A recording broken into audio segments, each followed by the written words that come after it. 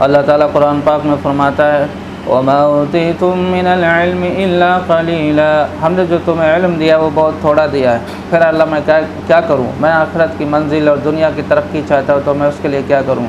तो अल्लाह तबारक व तआला ने फरमाया, फलनुहय्यन्नहु हयातन तय्यिबा, हम तुम्हारी ज़िंदगी को खूबसूरत बना देंगे।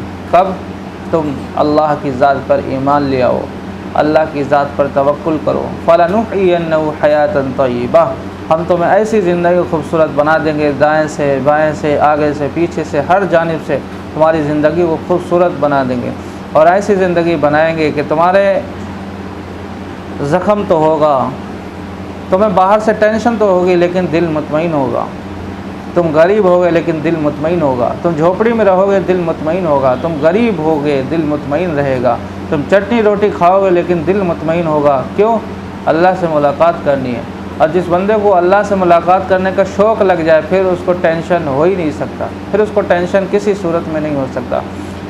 क़ुल इन कुन्तुम तुहिब्बूनल्लाह फत्तबिऊनी युहब्बिबकुमुल्लाह व यग़फ़िर लकुम ज़ुनूबकुम, अगर तुम अल्लाह को चाहते हो, अल्लाह से मोहब्बत करना चाहते हो, तो नबी की इत्तिबा करनी पड़ेगी। और वो इत्तिबा क्या है? नबी अलैहिस्सलातु वस्सलाम ने अपनी उम्मत को मज़दूरी करके दिखाया, बकरियां चरा के दिखाया। ये गैरतमंद उम्मत है, इसको बिज़नेस करके दिखाया। अल्लाह के नबी अलैहिस्सलातु वस्सलाम मुल्क यमन, शाम जाते थे, तिजारत करते थे। आपके सहाबा तिजारत करते थे। अगर अल्लाह ताला ने, जहाँ तक मैंने बाइबल को पूरा पढ़ा है, तो बाइबल में कहीं भी दुनिया कमाने का तज़किरा नहीं है। ये वाहिद मज़हब ऐसा है जिसके अंदर अल्लाह ताला हमें कमाने का भी हुक्म देता है और इबादत का करने का भी हुक्म देता है। अल्लाह ताला फरमाता है, रब्बना आतिना फिद दुनिया हसना व फिल आखिरति हसनतन व क़िना अज़ाबन्नार, अल्लाह मेरी दुनिया भी अच्छी कर दे, आखिरत भी अच्छी कर दे। या अय्युहल्लज़ीना आमनू इज़ा नूदिया लिस्सलाति मिन यौमिल जुमअति फस्अऊ इला ज़िक्रिल्लाहि व ज़रुल बैअ,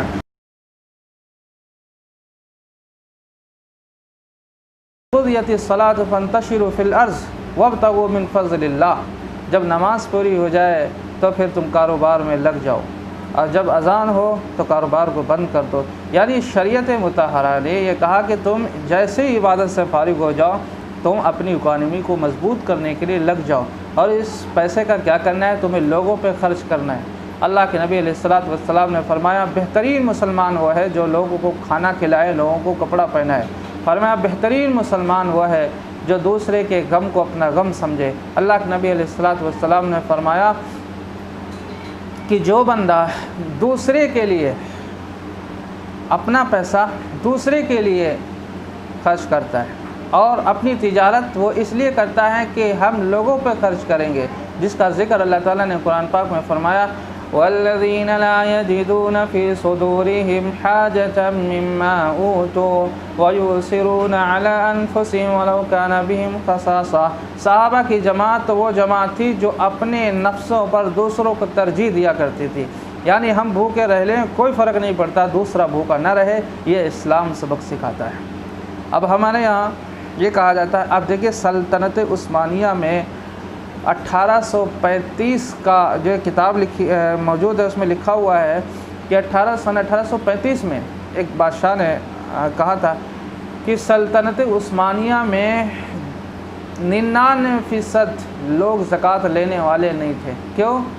वहाँ अदल था, वहाँ इंसाफ था, वहाँ कोई गरीब लोग नहीं थे। अल्लाह ताला ने सबको दे दिया। वो अल्लाह की भी मानते थे, दुनिया भी करते थे, आखिरत के लिए भी काम करते थे, और वो लोगों के गमों को देखते थे। हज़रत उमर रज़ियल्लाहु तआला अन्हु रात को गश्त क्या करते थे? क्या कोई आज बादशाह ऐसा है कि जो लोगों के हाल चाल पूछने के लिए अपने ड्रेस को चेंज करके फ़कीराना अंदाज में लोगों के हाल मालूम करता हो? आज तो सबकी सिक्योरिटी लगी हुई है।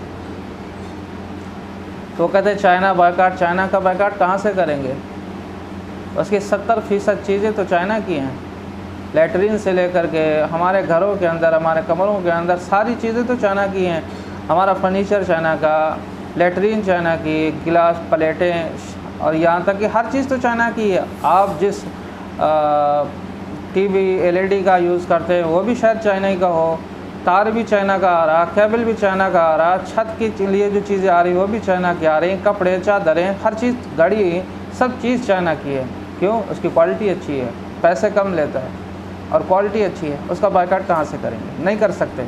अब BCI का जो अध्यक्ष है वो जय शाह, अमित शाह का लड़का है, उससे कहा गया कि वीवो से करार ख़त्म कर दो। वो कहता है 440 करोड़ का जो हमने करार किया है वो उसमें से हम 42% टैक्स जो है वो इंडियन गवर्नमेंट को देते हैं, इसलिए हम इसको बंद नहीं कर सकते। अरे भाई मारो घुटना फूटे सर, टैक्स कौन नहीं दे रहा है? फर्नीचर आप लाएँ टैक्स दे करके आए, आप जो भी चीज़ घर में ला रहे हैं वो टैक्स दे करके आ रहे हैं, पे करके आ रहे हैं, वो पहले से जोड़ लेते हैं। तो टैक्स तो हम भी इंडियन गवर्नमेंट को दे रहे हैं, तो फिर हम क्यों बंद कर दें? वो समझते हैं कि इंडिया में सारे मूर्ख लोग हैं, सारे मूर्ख नहीं हैं, सब जानते हैं। तो अल्लाह ताला ने इल्म दिया है, अकल दी है, हमें सोचना चाहिए और गलत का सपोर्ट नहीं करना चाहिए। ना हिंदू धर्म, ना मुस्लिम, ना सिख ईसाई, ये कोई भी इनका धर्म लड़ाई, नफ़रत, कीना, बुग़्ज़ नहीं सिखाते। इस्लाम बिल्कुल भी नहीं सिखाता। अल्लाह के नबी अलैहिस्सलातु वस्सलाम ने फरमाया बेहतरीन मुसलमान वो है जो लोगों को खाना खिलाता हो। फरमाया सबसे बेहतरीन इंसान वो है जिसके सब अखलाक सबसे अच्छे हों। तो इंशाअल्लाह हम सबको अखलाक भी अच्छे करने हैं और आगे की राहें आसान नहीं हैं, वो मुश्किल ही मुश्किल है। इसलिए हमें अल्लाह से तौबा करनी चाहिए और हम सब बरेलवी देवबंदी जहाँ कहीं भी हों एक हो जाए और एक हो कर के हमें क्या करना है, इत्तिहाद मुत्तहिद हो कर के हमें उन लोगों के ख़िलाफ़ जो लोग समाज के अंदर नफ़रतें और लड़ाइयाँ करवाते हैं, लोगों को पैसे दे करके, यहाँ तक कि मैं जिन लोगों को जानता हूँ वो एक पौए के खातिर झगड़ा करते हैं, एक शराब की बोतल के खातिर झगड़ा करवा देते हैं।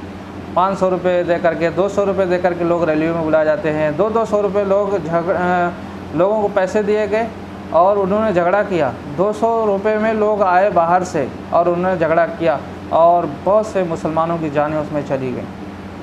तो ये सब कुछ हो रहा है। आप कल आज नहीं खड़े हुए तो कल आपकी बारी है। हम जनाजे में जाते हैं तो दूसरों को कंधा देते हैं, कल को कोई मेरे भी तो कंधा लगाएगा ना। आज हम खामोश रहेंगे, कल को मेरे बच्चों की बारी अगर हम नहीं हुए। तो इसलिए हम सबको एक साथ रह करके, सारे इख्तलाफात को भूल करके हम सबको एक साथ एक प्लेटफार्म पे आ जाना चाहिए। और चाहे वो मौलवी साहब हों या अनपढ़ हों या नमाजी हों बेनमाजी हों, ईमान का रिश्ता, हमारा रिश्ता क्या सबसे, कलिमा ला इलाहा इल्लल्लाह हमारा ईमान का रिश्ता है। इसलिए कलिमा ला इलाहा इल्लल्लाह के तहत हम सबको जमा होना चाहिए और हम सबको जमा होना, यहाँ तक कि जहाँ मुस्लिम पॉपुलेशन जहाँ भी कहीं ज़्यादा है वहाँ पे भी लोग गलत फहमी में मुब्तला हैं कि हम यहाँ पे ठीक रह रहे हैं। भाई ऐसा नहीं है, हम हर चीज़ में तो आगे जाते नहीं हैं, निकलते भी नहीं हैं। एक भाई पिट रहा है तो घर से नहीं निकलेंगे क्योंकि कहीं हमें ना थाने में कोई पकड़ के लेके जाए। तो इसलिए हमें अपनी जान बचानी नहीं है बल्कि दूसरों की जान बचाने के लिए हमें घर से निकलना पड़ेगा। तो फिर इंशाअल्लाह आने वाली नस्ल ये देखे कि मेरे वालिद कुछ अच्छा काम करके गए। तो इसलिए हम सबको एक साथ होना चाहिए। वो हज़रत मुआविया रज़ियल्लाहु ताला अन्हु के ज़माने में एक यहूदी ने एक औरत का जो दुपट्टा था वो उतार दिया। हज़रत मुआविया रज़ियल्लाहु ताला अन्हु ने ऐलान कर दिया कि कौन है जो उसके सर को लाए, जिसने एक पर्दादार औरत का दुपट्टा सर से उतार दिया, उसको गिरफ़्तार करके उसको सख्त सज़ा दी गई। फला व रब्बिका ला युमिनूना हत्ता युहक्किमूका फ़ीमा शजरा बैनहुम सुम्मा ला यजिदू फ़ी अनफुसिहिम हरजम मिम्मा क़ज़ैत व युसल्लिमू तस्लीमा। वो कुरान में अल्लाह तबारक व तआला फरमाता है कि तुम बैत हो जाओ इस बात पर कि जो हमारे ईमान वाले लोग हैं उनको कोई भी अगर बंदा परेशान करता है तो उससे बदला लिया जाएगा। यहाँ तक कि कुरान में आया इन्न नफ्स बिन्नफ्स वल ऐन बिल ऐन वल अनफ बिल अनफ वल जुरूह क़िसास फमन तसद्दक़ बिही फहुव खैरुल लह। तो ये सब कुरान में अल्लाह तबारक व तआला ने इसलिए बताया कि आज अगर आपको पीटा गया और हमने उसका बदला ले लिया तो फिर इंशाअल्लाह कल को हमारे ऊपर कोई उंगली उठाने वाला नहीं होगा, कल को कोई हमें ज़ख्म देने वाला नहीं होगा। इसलिए हमें अपनी फ़िक्र करनी है और सबकी फ़िक्र करनी है। अल्लाह ताला हम सबको, देखिए कुरान मोहब्बत का पैगाम देता है, कुरान नफ़रत का पैगाम नहीं देता है, कुरान मोहब्बत का पैगाम देता है। और वो मोहब्बत यही है कि हम सब मिलजुल करके अपने समाज से नफ़रत करने वालों का बायकाट करें। चाइनीज़ चीज़ों का क्या बायकाट करना है, वो तो गवर्नमेंट का काम है, लेकिन हमें समाज से ऐसे लोग, अभी एक औरत है जो बीजेपी के है जिसको रागिनी कहा जाता है, वो कहती है कि चाइना से तो हम बाद में लड़ेंगे, नेपाल को तो बाद में देखेंगे, पहले इन गद्दारों से इन देश में रहने वाले मुसलमानों को देखेंगे। अगर मुसलमान अपने पे उतर आया ना तो रागिनी का कोई भी नहीं बचेगा। हम सिर्फ़ एक अल्लाह से डरने वाले लोग हैं और हम समाज में नफ़रत पैदा नहीं करना चाहते, बल्कि हम मोहब्बत पैदा करना चाहते हैं। इसलिए गवर्नमेंट को चाहिए ऐसे लोगों के ख़िलाफ़ सख्त एक्शन ले और हम सबको ऐसे लोगों के ख़िलाफ़ कम से कम एप्लीकेशन, एक कंप्लेंट तो थाने में दे देनी चाहिए। अल्लाह ताला हम सबको दीन की समझ अता फरमाए।